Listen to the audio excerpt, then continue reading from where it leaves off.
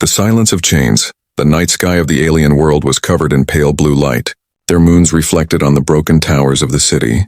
In the center of a public square stood a girl with shackles on her wrists. Her name was Lena. She was accused of speaking lies against the High Council. The crowd gathered with cruel excitement. They whispered that she had invented false stories. They said she was a danger to peace, but Lena's eyes were steady. They burned with something deeper than fear. It was truth. When the council judge raised his hand, silence fell. He declared that the punishment for lies was silence forever. Soldiers moved forward. They held the cruel blade that would cut her tongue. The crowd gasped as the sentence was carried out, and then there was only the sound of her muffled cry. Lena fell to the ground, her mouth filled with pain, her words stolen from her. The chains rattled as the soldiers dragged her away. The council announced she would live as a mute servant, an example to all who dared to question their rule. But in the shadows, not everyone believed she was a liar. There was one human standing among the crowd. His name was David, a simple mechanic working on human trade ships. He had come to the city for repairs, not politics, yet his eyes caught Lena's face before she disappeared.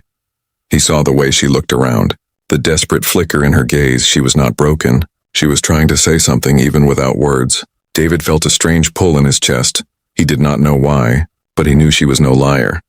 Days passed, the city returned to its cold rhythm. The council celebrated their victory over deception, and people whispered fearfully. Nobody wanted to be next in the workshops of the trade port. David worked on engines and broken machines, yet he could not forget the girl with empty voice. One evening, while walking through the lower streets, David saw her again. She was chained near the council's storehouse, forced to carry heavy crates. Her lips trembled with silent effort. When her eyes met David's, there was a spark. She moved her hand slightly, almost like a signal. David stopped. He pretended to fix a nearby tool while watching her closely. Her fingers tapped against the crate in a rhythm. Too deliberate to be random, he frowned. Could it be a code? The guard shouted at her, forcing her to move. But before she was dragged inside, she gave one more look, sharp and full of urgency. David's heart beat faster. He knew that look. It was the same look soldiers gave before warning of danger. That night, David could not sleep. Her image haunted him. Why would someone risk death just to tap a code? What truth was so dangerous that the council would silence her tongue? In the square, people still repeated the council's words. They mocked Lena as a liar. They believed she had spoken nonsense, but David felt a storm growing. He remembered her eyes, her code, her unbroken spirit.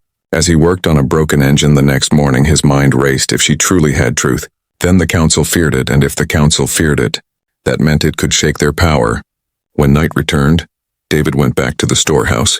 Hiding in the shadows, he waited until the guards left their post for a short break. Lena was there again, struggling with chains. Her hands trembled, but she tapped once more against the crate. David moved closer, his heart pounding. This time he paid attention. 3 taps. Pause, 2 taps. Pause, then 4 taps, it repeated. He realized it was not random at all, it was a pattern. He remembered human engineers used similar patterns in old communication tests. David knelt by the crate, pretending to fix his toolkit, and whispered softly, "You are trying to tell me something, aren't you?" Lena's eyes widened. Though she could not answer with words, her breath quickened. She nodded faintly. A chill ran down David's spine. He knew now she was no liar. She had been silenced because her truth was too dangerous. He whispered again, "I will find out what you want to say behind them." The heavy steps of guards echoed once more. David stood quickly, masking his intent, but as he walked away, he knew the silence of chains was only the beginning. The truth was alive, and it had chosen him to uncover it. The mechanic's suspicion. The next morning, the city woke to the same gray skies, but David carried a secret now. The memory of Lena's coded taps burned in his mind. He could not shake the thought that she had tried to warn him. In the workshop, he worked on a broken fuel core, but his hands moved without focus. His ears still heard the rhythm of her taps. 3, 2, 4. Repeat. He scribbled it on a piece of scrap metal and stared at it. The other workers laughed at him. "Humans always stare at nonsense," one alien muttered. But David ignored them. Something inside told him this was not nonsense. This was survival. That night he returned again, watching the guards closely. He noticed they grew lazy after eating. Some even left their post for drinks. David waited in the shadows, and when the moment came, he moved closer to the storehouse. Lena was there again. Her shoulders bent under heavy chains, but her eyes lit up when she saw him. She tapped again, same rhythm. But this time she added 2 sharp knocks at the end. David leaned closer, his chest tight. He whispered, 3242. What does it mean? She shook her head quickly, her chains rattling. She gestured with her hand as if drawing a line. David frowned. She was pointing toward the council's tower. Suddenly a guard shouted. David quickly dropped his toolkit and pretended to fix the wheels of a cargo lift.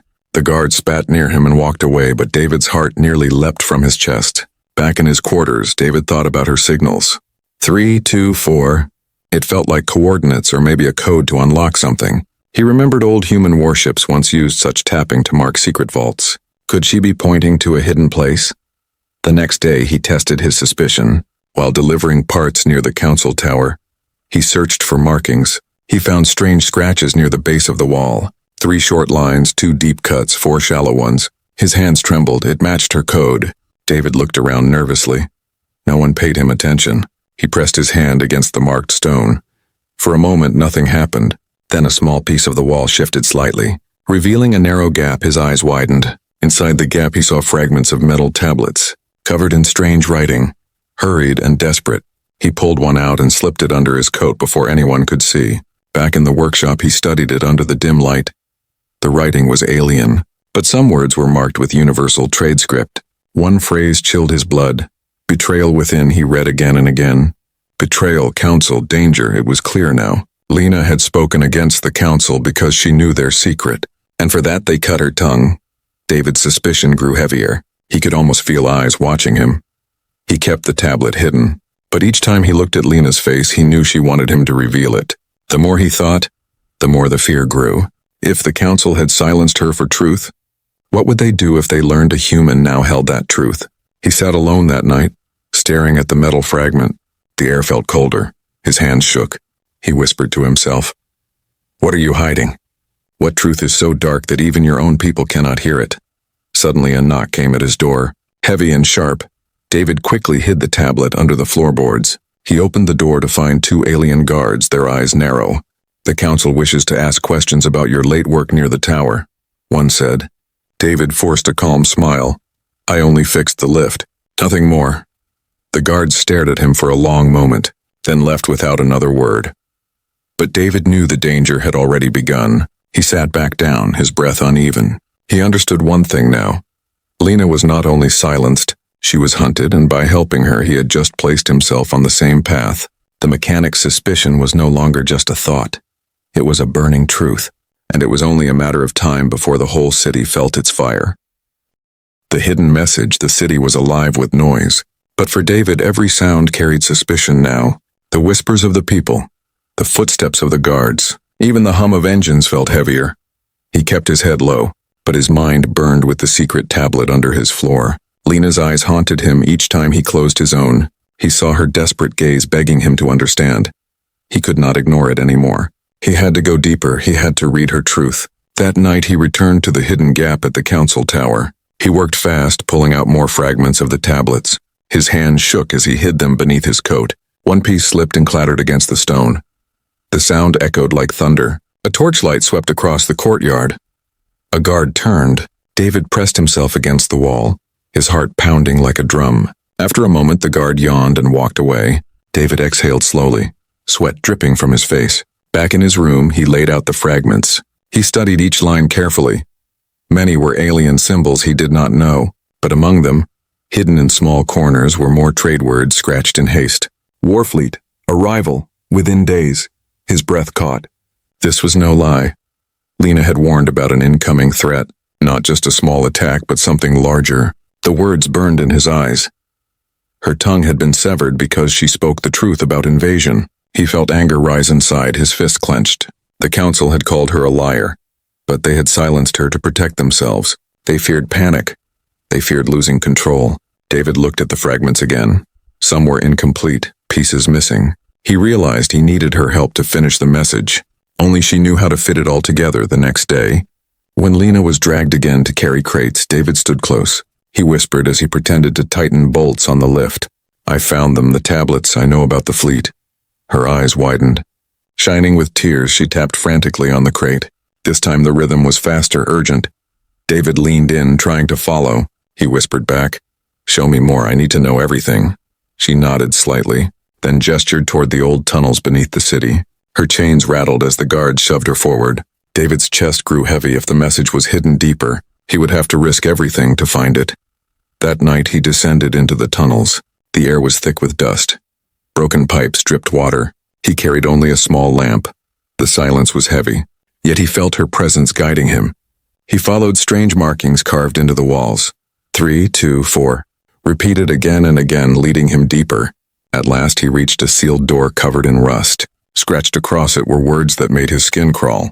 The tongue of truth must not be lost. With trembling hands he pushed the door open. Inside lay a small chamber filled with more tablets. Broken, scattered, some written in blood. He stared in horror, realizing these were records of truth-tellers before Lena, silenced in the same way. Suddenly footsteps echoed in the tunnels. He grabbed a fragment and blew out his lamp. Shadows moved closer, guards searching, their voices sharp. Someone has been here. David pressed against the wall. Holding his breath, his fingers clutched the fragment tightly. When the guards passed, he ran, his steps silent but his heart loud. He did not stop until he was back in his room. He placed the new fragment with the others. Slowly the message began to form. The fleet comes not from beyond, but from within. His hands froze, his mind reeled. The betrayal was not an invasion from outside. It was the council itself preparing war against their own people. The hidden message was no longer just about truth. It was about survival if he did not act. The whole city would burn.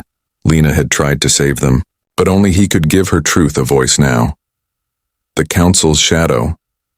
The council tower rose above the city like a blade against the sky. Its walls of dark stone reflected no light. Its windows were narrow slits that seemed to watch everyone below. David walked past it with his hood pulled low, his steps heavy with the weight of what he had learned. Inside that tower, decisions were made. Lies were spoken as truth, and truth was punished as lies.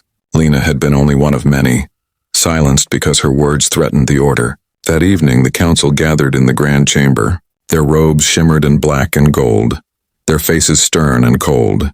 The high judge spoke in a voice that carried like thunder. The girl has been silenced, but the seed of her words still grows. We must crush it completely. Another counselor leaned forward, his eyes sharp as knives. The human mechanic, he lingers too close. He asks too many questions. If he stumbles upon what lies beneath, we risk everything. The chamber grew quiet, and then the high judge answered. Watch him, test him if he strays further. Erase him in the shadows above the chamber. A small crack in the stone wall revealed a hidden figure. David had slipped into the vents through the tunnels below. His heart pounded as he listened, each word pressing on his chest like iron. He realized now how deep the rot went.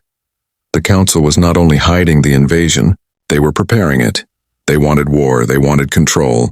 They would burn their own city to keep their power. When David crawled back into the tunnels, his hands shook. He clutched the fragments tighter than ever. He whispered to himself, "They will kill her, and they will kill me too unless I show the people what is real." But how? He was only a mechanic. He had no army, no voice in the council, no weapons except his hands and his will. Yet as he thought of Lena's eyes, filled with unbroken fire, he felt strength rising in him. The next day he went to the market square. He blended with the crowd. He saw guards posted at every corner, their eyes sharp, their hands on their weapons. He knew they were watching for him, but he also knew the people whispered still about Lena. Some pitied her, some feared her, but none had forgotten her. David dropped a small metal piece into a baker's cart. Etched into it were the numbers 3, 2, 4, a code of truth. The baker looked at it in confusion, but when David whispered, "She spoke the truth," the baker's eyes widened. Like sparks in dry grass, the message spread. Quiet, hidden, but alive. David planted the fragments in secret hands, in hidden corners, in old machines, each one carrying a piece of Lena's message. But the council felt the shift. The air grew restless, the guards grew harsher. One evening, 2 soldiers entered the workshop. They searched his tools. They asked questions with smiles too sharp to be real. David stood calmly, but sweat ran down his neck. They found nothing, but as they left, one whispered in his ear, "Truth has a price, human. Are you willing to pay it?" That night, David returned to Lena's side. She was chained, but her eyes lit up when she saw him. He placed a small fragment in her hand and whispered, "They are afraid. They know we are close." She held the shard tightly, her lips trembling though no sound came. Suddenly the guards noticed them standing too near. They shouted, One struck David with the back of a spear. Pain seared through his ribs. He staggered but did not fall. Lena tried to reach for him, chains cutting her wrists. Her silent cry filled the night. David looked at her, blood on his lip, and whispered through clenched teeth, "They think silence is power, but they have never met a human who refuses to be silent." The council's shadow grew darker, but so did David's resolve. The truth was no longer just a secret. It was a fire waiting to rise. The human decision. The night air was heavy. Clouds rolled over the city like dark waves.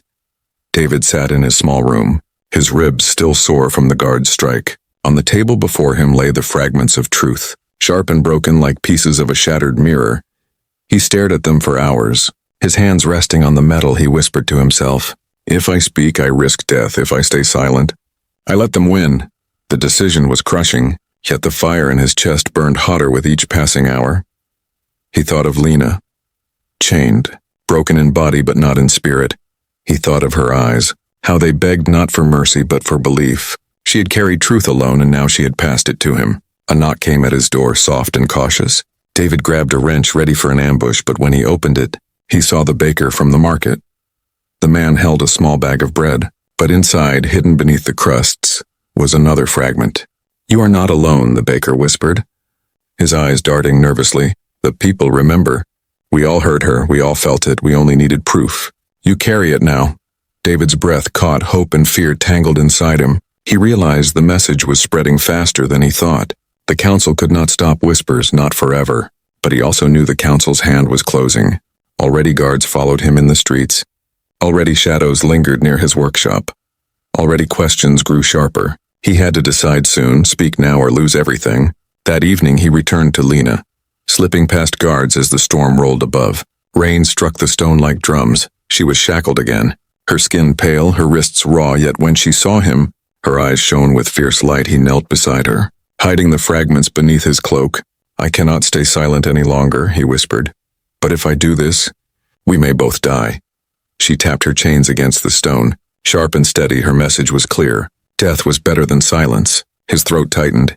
He pressed her hand gently, and for the first time he felt not only pity but pride. She had lost her tongue, but she had not lost her voice. She had given it to him. The storm grew louder. Thunder rolled like the anger of gods. David rose to his feet, his decision made.